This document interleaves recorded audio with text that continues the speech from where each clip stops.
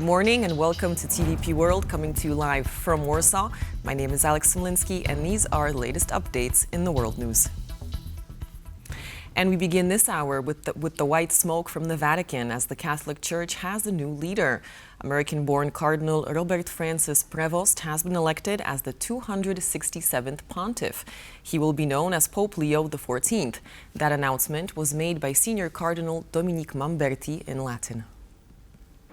Annuncio vobis gaudium magnum.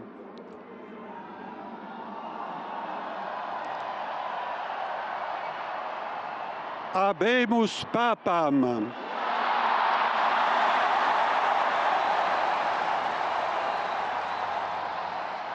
Eminentissimum, ac reverendissimum Dominum, Dominum Robertum Franciscum, Sancte Romane Ecclesiae, Cardinalem Prevost, qui sibi nomen imposuit Leonem XIV.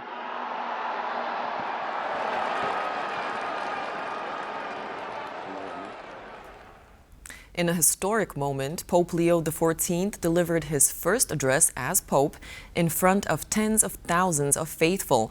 Speaking from the balcony of St. Peter's Basilica, the newly elected head of the Catholic Church paid tribute to his predecessor and called for unity. La pace sia con tutti voi. Peace be with you. Dearest brothers and sisters, this was the first greeting of the risen Christ, the Good Shepherd, who gave his life for the flock of God. I, too, would like this greeting of peace to enter your hearts, to reach your families and all people, wherever they are, and all the peoples, and all the earth. Peace be with you. Entrasse nel vostro cuore, il mondo ha bisogno della sua luce. The world needs his light. Humanity needs him like a bridge to reach God in his love. You help us to build bridges with dialogue and encounter, so we can all be one people, always in peace. Thank you, Pope Francis. Grazie a Papa Francesco. The election of the new Pope, Leo XIV, is making headlines around the world. Leaders and public figures are sending congratulations to former Cardinal Robert Prevost, the first American ever to ascend to the papacy. Polish President Andrzej Duda, Ukrainian President Volodymyr Zelenskyy, and U.S. President Donald Trump, French President Emmanuel Macron were among those who posted their best wishes for the new Pope on social media. British Prime Minister Keir Starmer highlighted the significance of the conclave selecting an American, saying the Holy See has a special role to play in bringing people and nations together.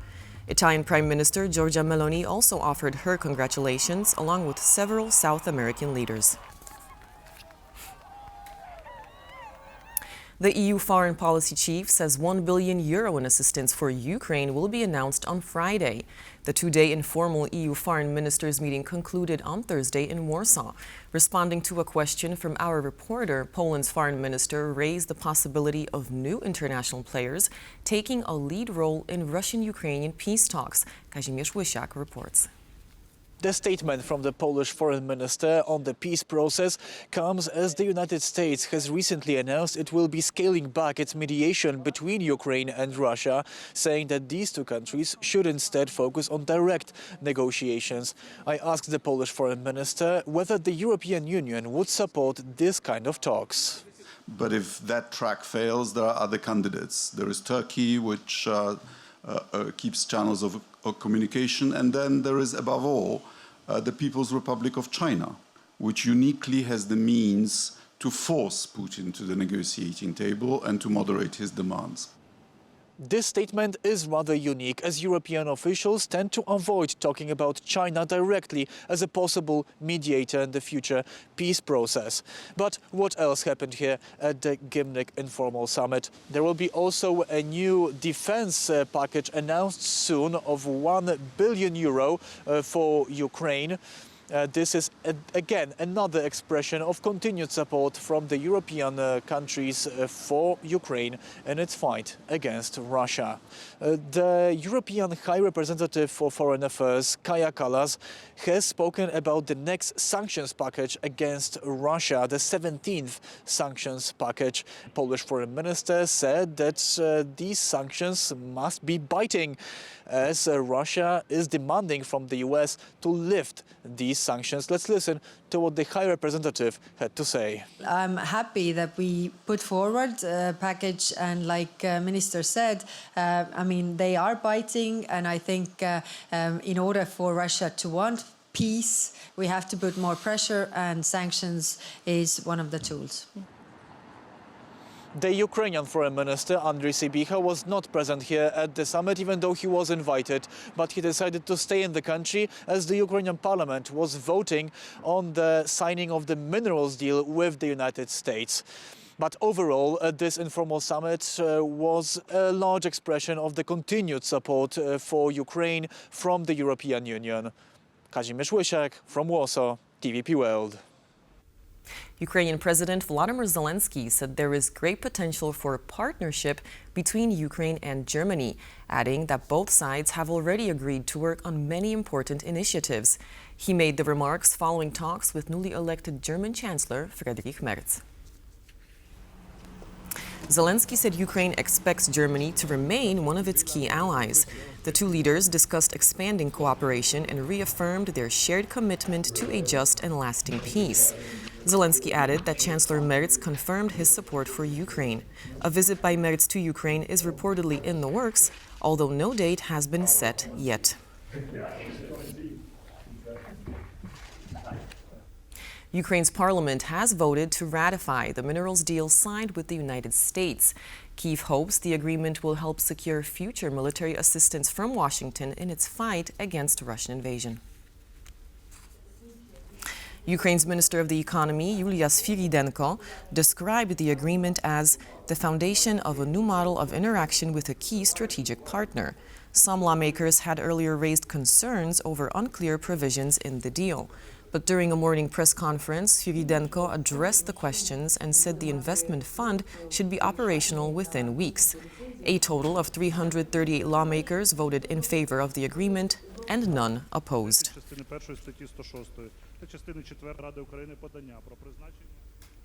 And on the latest episode of On the Record with Adam Jasser, former Polish President Aleksander Kwaśniewski commented on the idea of freezing the war in Ukraine, saying that a frozen war is absolutely okay for Putin. Frozen war is absolutely okay for Putin because he will buy time for reorganization of the troops, to produce more equipment, etc. But for Ukraine, that is drama, because they have a situation that they are in nowhere. They cannot be serious partner for the negotiation to the European Union. That's terrible. For Trump, it's okay because I promised that I finished the war, and now I ask for Nobel Prize. Just ahead of Russia's May 9th Victory Day celebrations, Vladimir Putin and Chinese President Xi Jinping signed a statement on Thursday to deepen their countries' comprehensive strategic partnership. President Xi was welcomed to the Kremlin by Vladimir Putin, marking his 11th visit to Russia. The two leaders held nearly 4 hours of talks. Xi described the discussions as friendly and fruitful, while Putin called them warm and substantive. The visit comes as Russia and China present a united front against U.S. global influence. Both leaders criticized what they described as hegemonic and unilateral policies. After signing the statement, Putin confirmed he would make a follow-up visit to China later this year.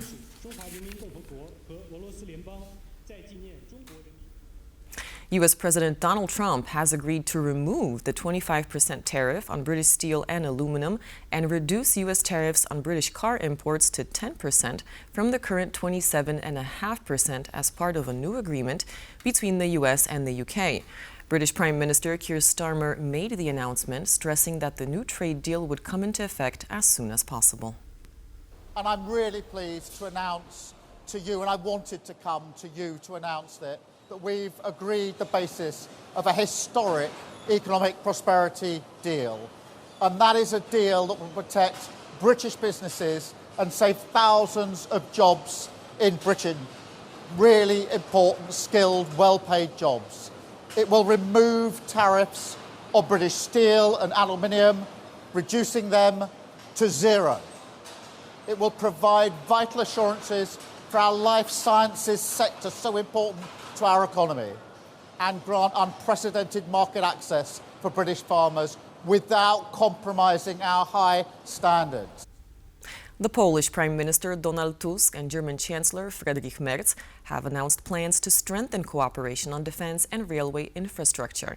However, tensions have risen over Germany's recent decision to tighten border controls.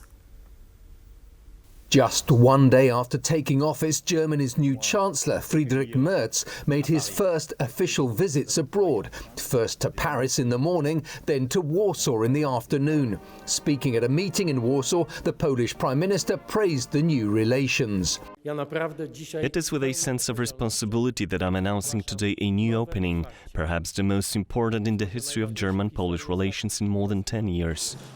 Merz's visit to Poland marks a significant shift after years of rather strained relations with his predecessor, Olaf Scholz.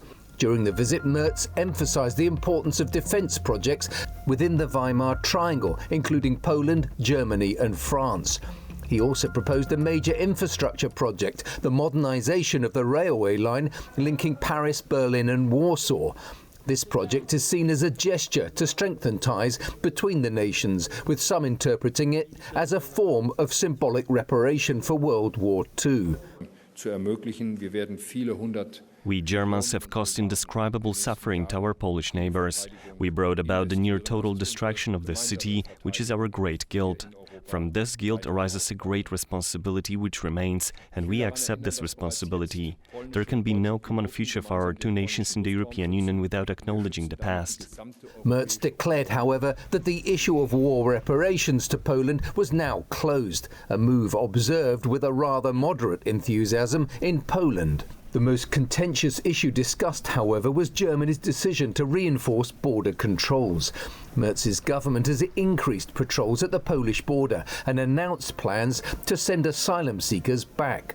Tusk made it clear that Poland would not agree to deport asylum seekers and warned that Poland would reciprocate any such actions on its border.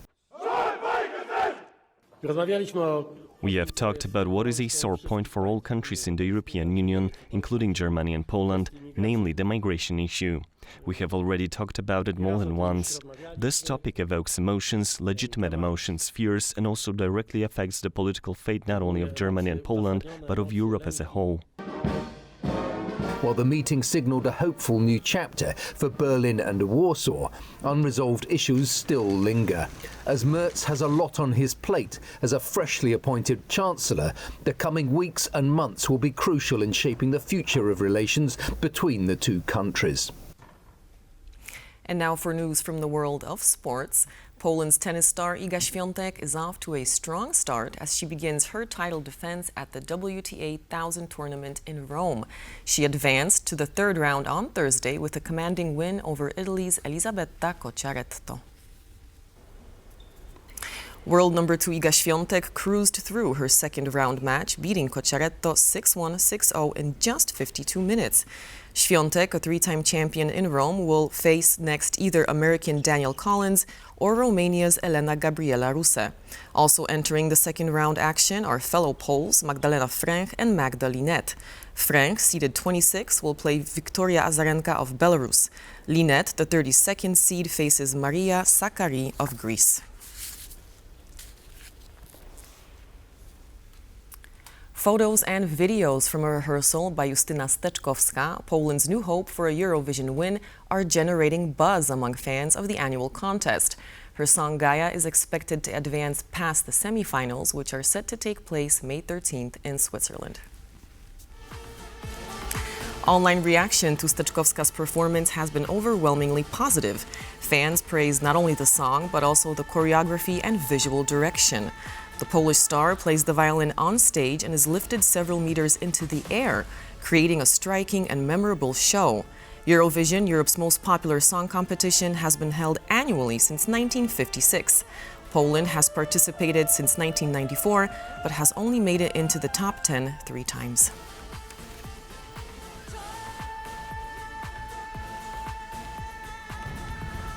And with that, that's a wrap for this edition of the World News, but do stay tuned to TVP World for more breaking news, updates, and commentary.